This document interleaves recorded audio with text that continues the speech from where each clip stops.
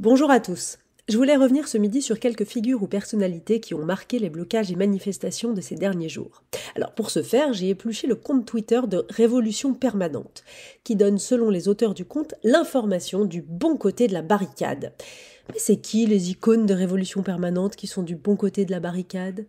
Commençons par la plus médiatique, celle qui, après avoir remporté 2 Césars, après avoir signé avec la plus grosse agence d'Hollywood, après avoir porté les plus belles tenues sur tous les plus beaux tapis rouges de la planète, a annoncé en 2022 mettre un terme à sa carrière d'actrice dans le milieu du cinéma classique pour se concentrer sur le théâtre et faire du cinéma autrement, afin de privilégier des environnements moins assujettis à un système qu'elle juge réactionnaire, raciste et patriarcal. Adèle Haenel, capable de poster en l'espace de quelques jours des vidéos dans lesquelles elle soutient la lutte contre les énergies fossiles et de venir soutenir des raffineurs syndicalistes de chez Total. Mais attention, ne vous méprenez pas, elle est aux côtés de la CGT en lutte, non pas en tant que célébrité, mais en tant que lesbienne. C'est elle qui le dit. Pour celle qui avait quand même fait ses classes de prépa HEC à Montaigne, quand on y connaît la sélectivité, c'est un vrai rôle de composition. Quelques jours plus tôt, elle aidait les jeunes de Paris 8 ou de Limoges à bloquer leur fac. Et là encore, elle parlait en leur empruntant absolument tous leurs codes de langage et manières. C'est sans doute ça, faire du cinéma autrement.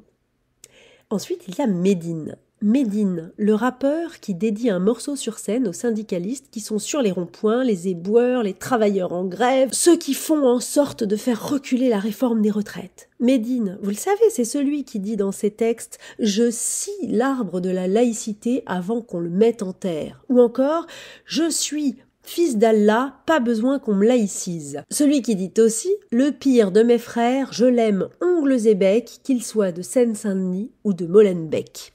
Un poète pacifiste en quelque sorte, qui devait faire un concert au Bataclan il y a quelques années pour la sortie de son album, intitulé « Djihad ». Ça ne s'invente pas. Comment, pourquoi est-il devenu acceptable et même positif d'être soutenu par un tel personnage, je ne sais pas. Enfin, et peut-être le plus chargé d'entre tous les soutiens affichés par Révolution Permanente, c'est Mathieu Audibert, officier de gendarmerie, qui le présente le mieux. Le monsieur présent sur l'image a été condamné en 1989 à la réclusion criminelle à perpétuité, assortie d'une période de sûreté de 18 ans pour complicité d'assassinat de l'ingénieur général de l'armement René Audran en 1985 et du président directeur général de Renault Georges Besse en 1986. En 2017, il a été condamné en appel à 18 mois de prison dont 10 mois assortis d'un sursis avec mise à l'épreuve pour apologie du terrorisme à propos des attentats de Paris. Et oui, Révolution Permanente a donc trouvé une autre icône, Jean-Marc Rouillant.